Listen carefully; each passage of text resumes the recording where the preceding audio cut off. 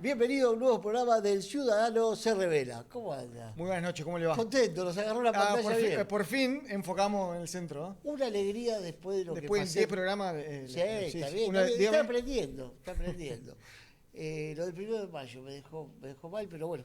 ¿Mal o bien? ¿Cómo? ¿Una alegría o...? Un dolor acá en el pecho, un hachazo. Bueno, ya me imagino. Ahora después se va a descargar. Bueno, vamos al adelanto del momento militante. Hoy tenemos momento militante. 4 fotos, no 2. Bueno, esta es Hugo Mario Pasaracua. Sí, con su vicegobernador. Con su vicegobernador.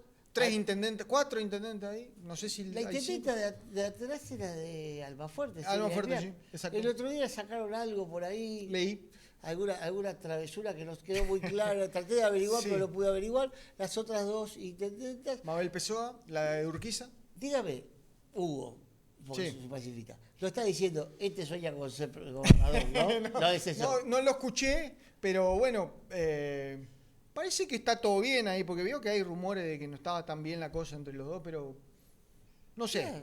Sí. No sé, Creo veremos. que en la política muchas veces te muestran una cosa. No se dieron el abrazo. Yo Sí, quería el ahora abrazo. vamos a hablar del abrazo. Ah, bueno, ¿sí? Sí. Of Bueno. course. Y viene la otra foto. Carlos Eduardo Rovira. Hay algo, bueno, no, quizás no ayude un poco la cámara. Yo tengo algo para criticar. No me gustó la combinación. Sí. No me gustó la combinación. Yo sé que ese traje, esa camisa y esa corbata Sí. no hablan español. Seguro. Pero no me gustó la combinación de la camisa con la corbata y el saco. No sé si lo podrán ver los televidentes, un celestito Sí. con la corbata. No me gustó la combinación.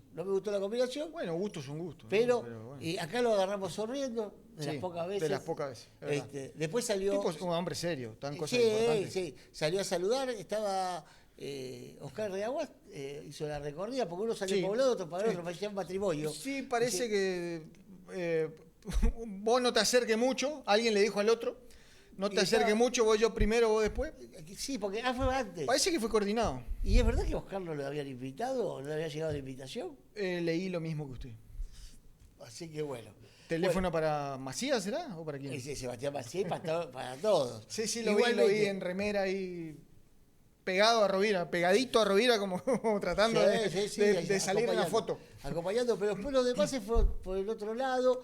Fue evidente que emergió esa supuesta interna, porque hay gente que duda de ese distanciamiento que no sea una estrategia comunicacional, es decir, no nos hablamos, que parezca, pero alguien que sabe mucho me dijo, pero va a dividir el voto eso. No sé, porque por ahí parece un rebelde, y usted sabe que Rovira tiene una licenciatura en rebeldía, entonces sabe cuánto es rebelde. En estrategia electoral. Y acá tenemos otra foto más. La tercera. Estos son roviristas. Esta creo que es la agrupación Mosomi, Mosomi, Movimiento Social Misionero, ¿será? Sí. No, me suena. No ayuda el tema de la... Tendría que buscar un nombre porque parece un antibiótico, pero... Tomaste 3 cucharadas de Mosomi antes de dormir. Quicollera, el grupo creo que es Carlos Rovira Conducción, ya no hay ninguna discusión. Ahí no se discute. Lo que me llamó la atención fue esta La foto. siguiente, a ver. Como no se le podía acercar, le trajeron uno de cartón. Le trajeron uno de cartón, mirá. Me hace acordar a Julio Vivero en 2009, el candidato de cartón. El candidato de cartón, el Julio. En junio. Qué recreo, el recreo. Yo lo veo a Julio Vivero y me acuerdo del recreo. Pero después, en momento militante, vamos a traer algunas cositas, creo que usted también algo de antecito de la interna que empezó a... que quizás se están comprando las segundas líneas. Sí, más todavía, es verdad. decir, en el caso de Fernando Mesas, un audaz, salía a saludar a la gente. Así, bueno, eso no lo pueden putear porque son todos cobran ahí de Ministerio de Desarrollo Social.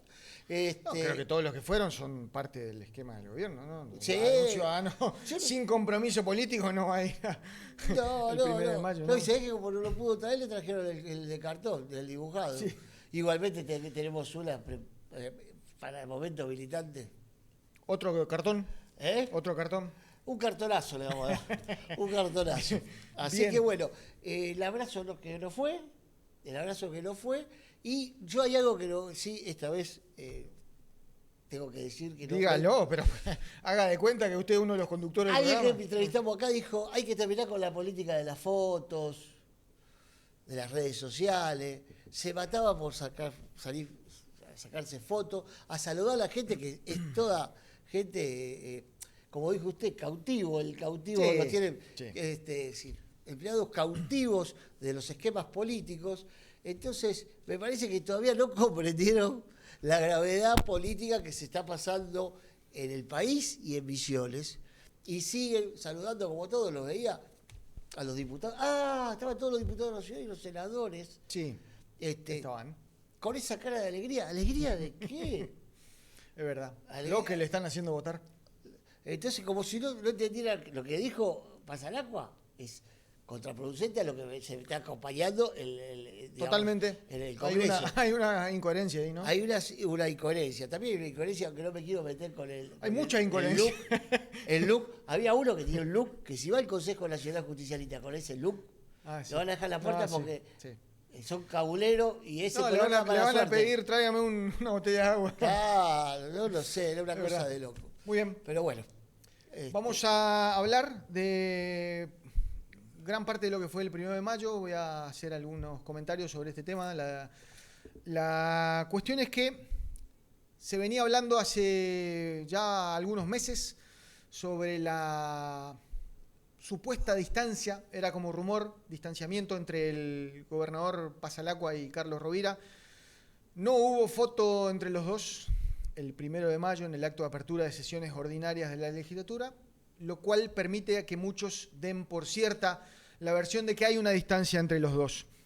Lo que hay que decir sobre esto es que la política no es un juego de niños, la política está plagada de tensiones, de distanciamiento, de incluso traiciones muchas veces, peleas, ambiciones, como pasa hasta en las mejores familias. La política convive con esto todo el tiempo. La política es tensión, como dice el título de la editorial. Hay algunos que atribuyen esta tensión a la candidatura del año 2027, ¿no? Creen que tiene que ver con esto, pero hay episodios que marcan que la tensión está presente todo el tiempo en el gobierno provincial. Por ejemplo, en el 2023 había dos fuertes potenciales candidatos, eran Carlos Arce y Hugo Pasalacqua. Carlos Rovira, a último momento, después de dejar correr sangre en el río, se inclinó por el actual gobernador. En el año 2024 hubo una tensión entre Rovira y Pasalacqua por cómo se administraba el conflicto con policías y docentes. No estaban de acuerdo en la forma de sobrellevar o en la forma de dar respuesta a ese conflicto. En el año 2025 hubo otro episodio de distanciamiento entre los dos, que fue por la ley que prohibía el uso de glifosato en la provincia, una ley impulsada por Rovira y sancionada por la legislatura, que fue suspendida por Hugo Pasalacqua a pedido de todo el sector agrario de la provincia. Y finalmente, ya para fin de 2025, el gobernador removió del cargo al ministro de Gabinete, Kiko Llera, que era uno de los favoritos de Rovira, y no hizo lo propio con el ministro del Agro, que, según dicen, habían pedido un cambio desde la legislatura. Son dos hombres con determinación, son dos hombres con carácter, han soportado ya muchas internas y muchas tensiones, están acostumbrados a este tipo de situaciones. Vienen 23 años en la conducción de la provincia. También hay tensión porque Pasalacqua está mostrando que tiene talla para gobernar sin la tutela ni el guión escrito de la legislatura, como no lo pudo hacer el anterior gobernador Herrera Aguat. Son hombres del poder y saben moverse en la incomodidad y en la comodidad del poder. Entienden, y esto lo dicen muchos renovadores, que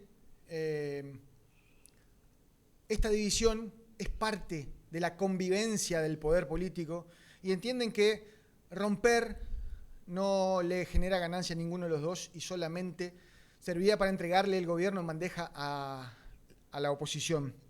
Puntualmente sobre lo que dijo en el discurso Pasalacqua, la aduana paralela, levantar el cobro de impuestos en la aduana paralela, le quita a la oposición y puntualmente a la de Libertad Avanza la principal herramienta que tenía para criticar al gobierno provincial. Y además le reclama algo que resuelva a la nación, que baje impuestos, que baje el IVA y que baje ganancias.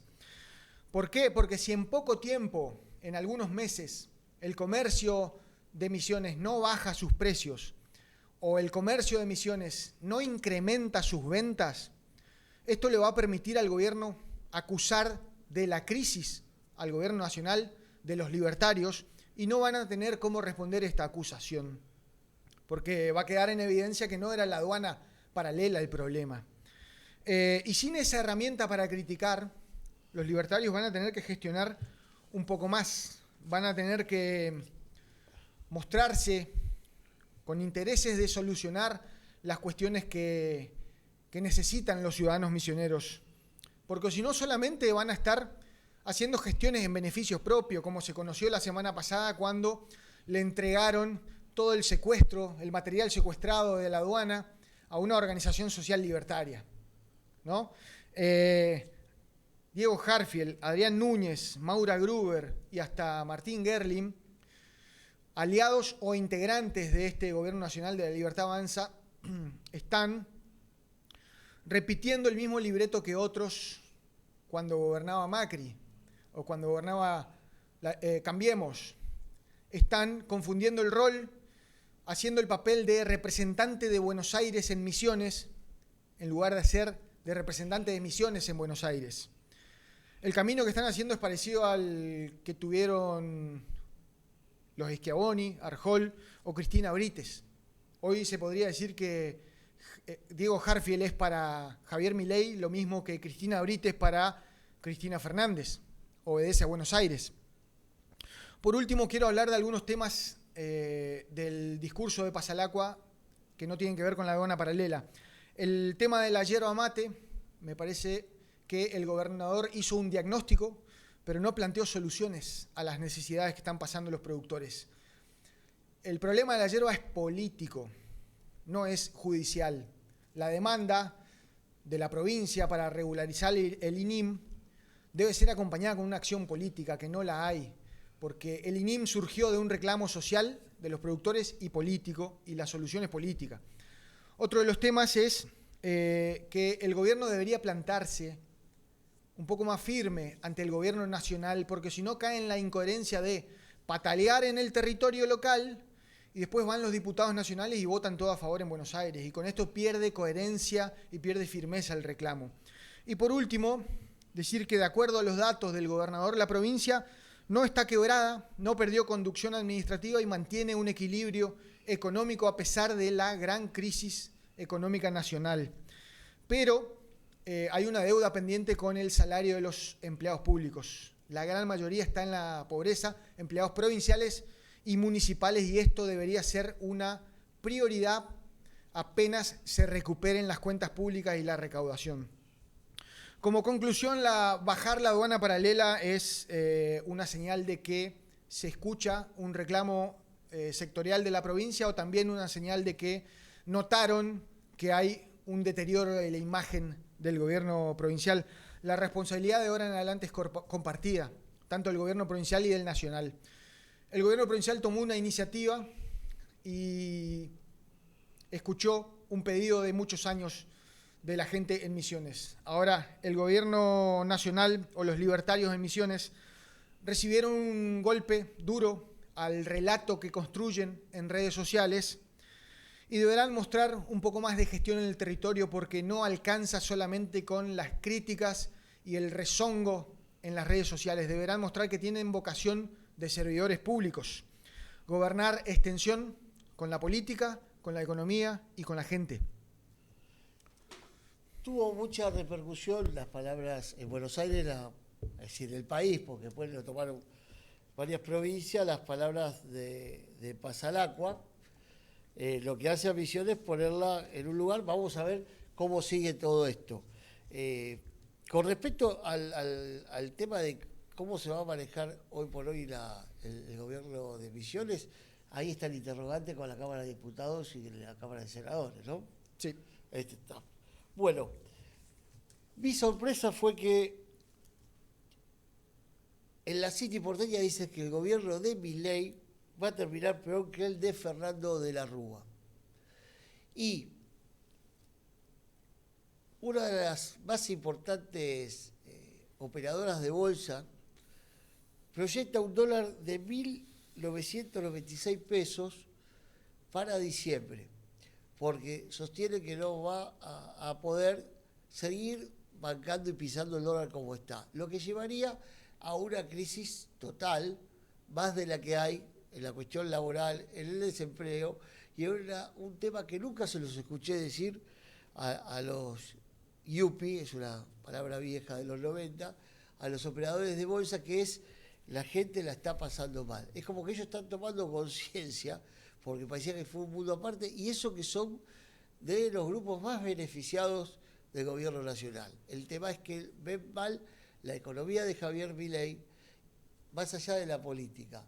Y sobre el tema de la soberbia, me dijeron, cuando íbamos a la Casa Rosada en la época de Fernando de la Rúa, había una soberbia que no se podía creer, porque era un gobierno de radicales, y los radicales, para ser soberbios, hay que tener un amor propio bárbaro, pues venían del 83, 89 de Alfonsín. Después les volvió a pasar con Macri, donde también iban a reuniones, siempre con una soberbia, y le explicaban cómo iban a hacer las cosas, hasta que el otro día Duhovne contó que el día que perdieron las pasos, ahí se le fue todo al demonio, los consultores políticos no le decían la realidad, perdieron por 15 puntos, ellos, según la gente que les rodeaba, o los publicistas, como le pasa al gobierno de Misiones, al de Chubut, al de Córdoba, te cuentan una realidad, se creen que el mensaje es ese, y cuando fueron a las urnas perdieron por 15 puntos. Ese gran problema que van a tener casi todas las provincias que están evaluando adelantar las elecciones. No es solamente Chubut, Córdoba y La Pampa. Hay provincias, no sé, Misiones, tendremos que averiguarlo para la semana que viene, están evaluando adelantar las elecciones. Y por eso este compilado, porque hay otra Argentina. Cuando termine su ciclo no va a poder caminar por la calle de ningún lado. Eurnequian lo va a tener que habilitar de nuevo para que entre en el agujero ese negro que es Aeropuerto Argentina 2000. Ni Eurnequian lo va a dejar entrar. Está peleando con todo el mundo y también con la gente que lo ayudó a llegar. Se pelea con la vida, tiene una pelea con la vida. De verdad es para analizar. Tiene hijos de cuatro patas, hay que tener hijos de cuatro patas. Pero si anoche en la comida del Círculo Rojo sí los dejó mudos porque el tipo está loco. Dijo que no hay que endeudarse, que el gobierno de Macri se endeudó y tenía ahí a Caputo, a Macri, tenemos una deuda descomunal, o sea, no estar el aquí ahora, o sea, es grave lo que le pasa. Pero el tema central es que te hablan de la macro, que son ellos, y la micro somos nosotros. Claro. Te hablan de una mejoría, que es la de ellos. Yo creo que amerita hacer cautelares con lo que dice el presidente. Es peligrosísimo. El presidente está diciendo que somos basuras humanas y que por lo tanto cualquier ciudadano se puede sentir con el derecho a pensar y hacer algo. Los que estamos aquí, los colegas, debemos haber sufrido algún problema. Si hicimos bien nuestro trabajo, seguro que a alguno le caímos mal y seguro que alguna consecuencia tuvimos. Pero son los gajes del oficio. Yo lo acepto a eso. Lo que no acepto es que la más alta autoridad de un país diga que el 95% del periodismo son corruptos, chorros, basuras humanas. Yo hay algo que creo que es importante, así como le apelo al Poder Legislativo, también apelo a los dueños de medios de comunicación. Y debo decir que solo Ámbito, y lo digo por suerte con orgullo, es el único que hizo lo que hay que hacer, que es ir a la justicia y poner una cautelar, y que la justicia resuelva si es correcto o no lo que han hecho con la sala. Entonces, apelo sinceramente a que esto lo tomemos como lo que es, un tema institucional que no puede ocurrir en la democracia. Muchas gracias. Hablaba yo anoche con un periodista importante que me decía, ¿viste esto de Goebbels? Me dice, almorcé con él el otro día. Le digo, ¿qué te pareció? Nada, la nada misma. Mi amigo periodista me decía, mira, mucha gente cree que Goebbels está siendo promovido por el propio gobierno para dividir al peronismo. Como quise explicar yo recién, que el propio Milei había sido promovido por el entonces gobierno de Massa para complicar al PRO. Un experimento similar. Atención con los experimentos, porque aquel experimento de Massa Macri con Milei resultó ser un Frankenstein. No creo que ocurra eso con Goebbels, ¿no? Pero sí ocurrió con Milei. Tenés una mujer presa que no tiene chances de presentarse, que en su desesperación por mejorar su situación judicial no está logrando que el eje de la campaña sea Cristina libre, porque en definitiva, ¿cuál es la pelea Kicillof-Cristina, me parece? A la que se vio ahora en el Foro Progresista, que Guado de Pedro iba persiguiendo a la gente, a Lula y a Sheinbaum, para que agarren el cartel de Cristina libre, y Kicillof decía, Milei puto, qué sé yo, viste, Milei canalla. Son dos ejes diferentes. Si lo parás a Kicillof y le preguntás, ¿Cristina está bien presa? Kicillof va a decir, es una injusticia que la tengan presa Cristina. Ok, pero son dos ejes diferentes. Sí. Cristina y la Cámpora quieren que el eje de la campaña sea Cristina libre. Y Kicillof dice, el eje de la campaña tiene que ser Milei no se está matando. Cuando vienen mal los datos de economía o de encuestas, Milei se pone muy agresivo. Alguien en la vida que yo conozca que insulte tanto a otras personas, no conozco. Y en el medio de eso, cuelga en sus sitios de Instagram y de Twitter una imagen de Luciana Geuna vestida con el uniforme naranja de los detenidos norteamericanos y esposada. Y con la leyenda se viene. Eso es una amenaza directamente del presidente de detener a una persona que no cometió ningún delito. Que además es una forma de presionar a la justicia. Yo quiero focalizar un poco en Milei. Odia a los periodistas. El periodismo es parte de la democracia. Yo creo que odia más que el periodismo, es más general. El disenso. El disenso, cualquier tipo de crítica. Una persona que insulta así es una persona mala. Bueno, es y que abusa de su situación de poder. Bueno, eso es lo cuarto. Ser el matón del barrio es un rol que no me gustó. Ni el matón del patio o del recreo es un matón que está en igual de condiciones con aquellos a los que agrede. Este es un tipo que tiene guardaespaldas, que tiene helicóptero, que tiene vidrios blindados, que tiene una mansión donde vive. Trump, aún con cómo es Trump, tiene por lo menos la valentía de enfrentar cara a cara a los periodistas a los que agrede. La sociedad argentina es una sociedad muy rebelde, muy tolerante. Todo ese veneno no entra. Me decían, hay que moderarse. Contra la derecha no se puede. Moderada nunca. Para moderados, la verdad que hay un montón. Los que estamos acá, las que estamos acá, moderada nunca. Moderada jamás. Tenemos derecho a rebelarnos. No quieren que salgamos a la calle. No quieren que peleemos con la movilización. No quieren que digamos que nuestra perspectiva es la de la huelga general. Nuestro único compromiso es con las y los que luchan. Usamos este acto y esta tribuna para decirlo bien fuerte, porque no se aguanta más, porque la clase trabajadora no da más, porque los salarios no alcanzan, porque te tenés que buscar otro laburo y como no hay colectivos, como levantaron las líneas, como el subte está caro, no podés llegar a tu casa. Porque la universidad está en huelga, porque los docentes no cobran, no tienen idea de cómo vive el pueblo trabajador, de lo que están pasando los estudiantes en este momento, y nos quieren venir a decir a nosotros que nos tenemos que moderar. Tanta simpatía, tanto cariño que recibimos, no nos tienen que aplaudir a nosotros.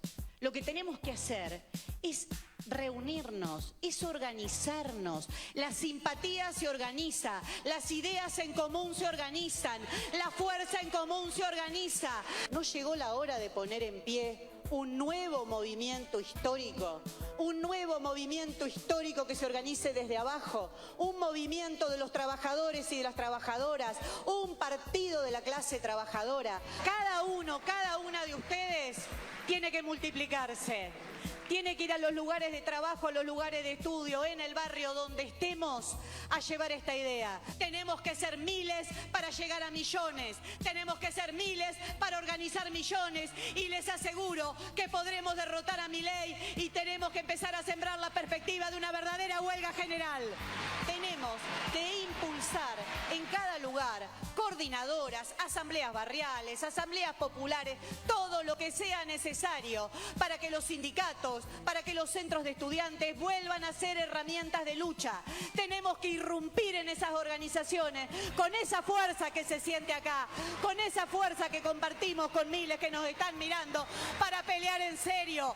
No va más que nos dejen tirados, no va más que haya un genocidio y los centros de estudiantes miren para otro lado. Porque si el motor de la historia es la lucha de clases, nosotros le queremos meter gasolina a ese motor, nosotros queremos ser una partícula en el cambio de esta sociedad de raíz. Nosotras y nosotras estamos muy entusiasmados con ese desafío. Es la hora de construir un nuevo partido de la clase trabajadora. Qué acto que nos mandamos en Ferro, ¿eh? ¿Ah, sí? Sí. ¿Está Yo afiliado? cuando yo llegué ya estaba todo armado porque venía del acto peronista. Pero Convocante, convocante. La verdad que Convocante, hace mucho no se veía un acto de la izquierda con es tanta la que mejor convocatoria. pide. Sí, Pero posta, Está dando sorpresa. No la discute nadie. Está dando una sorpresa importante. Pero Bien, bueno, vamos rápidamente a la economía, la columna de Jerónimo García. El título es La deuda externa marca el límite de la gestión de Milei. Buenas noches. Esta semana el gobierno captó deuda por 850 millones de dólares en un rollover de deuda, porque el gobierno no está pagando la deuda, sino que la renueva permanentemente con nuevos plazos y nuevos pagos de intereses. En total, ¿en qué afecta eso? Las tasas son cada vez más caras y los plazos son cada vez más cortos. La deuda de corto plazo de la deuda externa, hasta antes de la gestión del actual gobierno, era del 3.5%. Actualmente es del 14%. Pero el ministro Luis Caputo y también el presidente Javier Milei dicen que este rollover de deuda, esa renovación de deuda, no es deuda, no es nueva deuda. O sea, contrario deuda, para pagar deuda ellos no consideran que no es deuda. Bueno, son estas galimatías a que nos tiene acostumbrado el liberalismo, ¿no? El neoliberalismo. La deuda externa era más alta en toda la historia del país. Superó los 484 mil millones de dólares, contra un PBI que en marzo ascendió a 683 mil millones de dólares. Como dijimos, se utiliza para refinanciar deuda vieja y además la fuga de capitales. La formación de capitales externos en la actual gestión llegó a los 36 mil millones de dólares, que está compuesta además por el pago de los intereses de la deuda que asumió también el mismo ministro de Economía durante la gestión de Mauricio Macri, que nos endeudaron a 100 años, y la creciente remesa de utilidades al exterior, que son las que giran las empresas multinacionales que fueron autorizadas. Otro aspecto de este problema de la renovación constante es que el mercado de capitales no confía. ¿Por qué no confía? Porque cuando el país contrae deuda con los organismos multilaterales de crédito, de FMI, Banco Mundial, etcétera, estos tienen prioridad de cobro en caso de default, con lo cual los otros acreedores pasan a segundo término.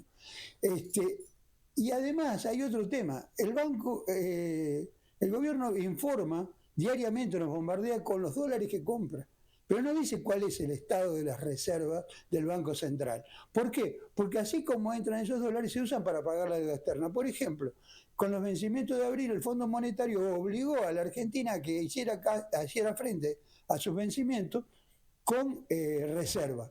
Los 1.000 millones que salió a buscar Caputo, que viajó a Estados Unidos, no se lo dieron todavía.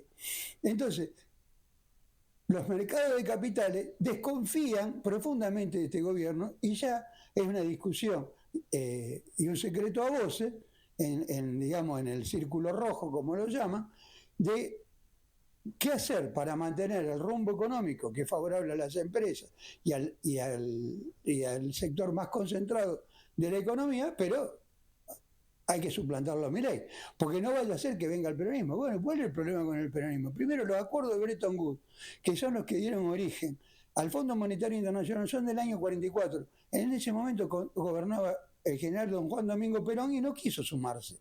Y todos los gobiernos peronistas, excepto el de Menem, el de Kirchner pagó la deuda externa y Cristina y Alberto Fernández no contrajeron nueva deuda. Ese es el problema que tiene el capital financiero con el peronismo. Para terminar, una frase que se le atribuye a Abraham Lincoln. Pueden engañar a pocos mucho tiempo o a muchos poco tiempo. No que eso se puede engañar a todos todo el tiempo. Hasta la próxima. Muy bueno. Muy bien. Ahí hay un cuadro de cómo se va incrementando la deuda externa. 47.000 millones pasó de acumulado de FAE al stock de deuda en febrero del 2026. Falta todavía actualizar. Actualizar. Vio desde que planteamos la candidatura de Jerónimo García al Chubut, está más locuaz, está animando. Ya estamos, falta poco. Ya estamos. Hay que ponerle fecha nomás. Bien, una columna más. Puede jugar con Kicillof. Una columna más, Sergio Fernández, con los conflictos municipales. ¿Se acuerdan cuando se decía que el Consejo Deliberante de Posadas iba a estar partido al medio? 7 contra 7 y una oposición de hierro. Bueno, la realidad les dio un cachetazo de realidad justamente. El supuesto blindaje mediático de la oposición se desmoronó y dejó a los candidatos de Milei en Posadas hablando solos. La política no es Twitter y acá quedó demostrado. El jueves se aprobó el balance del gobierno del ingeniero Leonardo Lalo Estelato por 11 votos contra 2. Un golpe letal para Santiago Oriansky y Pablo Argañarás, dos de los abandonados de la Libertad Avanza que sueñan con un gobierno libertario en la capital provincial desde el año 2027. Ambos demostraron su incapacidad para generar consensos incluso con sus pares de la oposición. Mientras tanto hay que reconocer la construcción política y la muñeca de Dani Vigo, el presidente del Consejo Deliberante de Posadas. El tipo no solo logró blindar al intendente Estelato, además le dio gobernabilidad y le bajó el precio a los candidatos libertarios. Los dejó expuestos, porque ser oposición no es solamente venderse como el fiscal de la moral o el abanderado de la transparencia mediante videos de Instagram. La política seria es gestión, no solo tirar piedras. Y acá está el punto que más duele.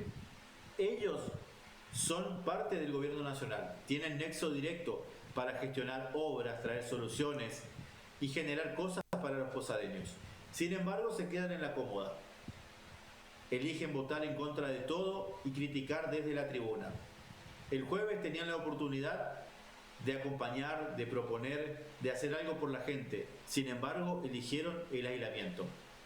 El vecino de Posadas no es sonso. Nadie quiere apoyar solamente al que rompe vidrios. La gente quiere que le resuelvan los problemas. El derrumbe de la Libertad Avanza en Posadas empezó el día que se olvidaron que para ser candidatos primero hay que ser útiles. Muy bien. Muy bien. Bien, me gustó el cierre. Para ser candidatos hay que ser útiles. Hay que ser útiles. Si todos entendieran esto. Yo mañana me voy a la casa de Sergio y me traigo el teleprompter porque sí, ¿no? le sale más natural cuando lo... Es verdad. Quisimos tener la producción. Fue idea de Víctor Cardoso. Ah, sí, se le cayó una. Se le cayó. Muy bien. La volufrase y nos vamos al corte. Otra vez el presidente Milei lo que dijo es mentira que se destruyen puestos de trabajo. En ese mismo discurso dijo que él es el más afectado del país porque no se pudo aumentar el sueldo. Y esa foto la puso cuando Adorni fue a dar las explicaciones que no dio por todo lo que se están enterando ahora. Como verán, ni Luis ni yo estamos tocando el tema de la corrupción del gobierno de forma directa, porque eso va a salir solo. Ustedes, particularmente los que lo votaron, los pasivos y activos, y los libertarios activos y los pasivos que lo votaron, se están dando cuenta que se equivocaron y que estos son, como no lo señalé al principio, no solo son soberbios, sino que son corruptos de cuarta. Porque la diferencia que había con otros gobiernos es que los funcionarios quejaban y se cometían errores. Estos vinieron con tanto hambre que se creía que se terminaba el gobierno rápido, que robaron tan rápido. Es decir, valga la redundancia. Por eso vemos lo que le pasó a Adorni. Adorni se creería que Milei no llegaba a los 2-3 años, si no podría haber hecho las desprolijidades que se están enterando y que nos vamos a enterar y que ustedes los votaron y espero que lo vuelvan a hacer en el 2027. Vamos al primer corte. Viene en el próximo bloque una entrevista a Martín Cecino, candidato a intendente ya lanzado para la ciudad de Posadas.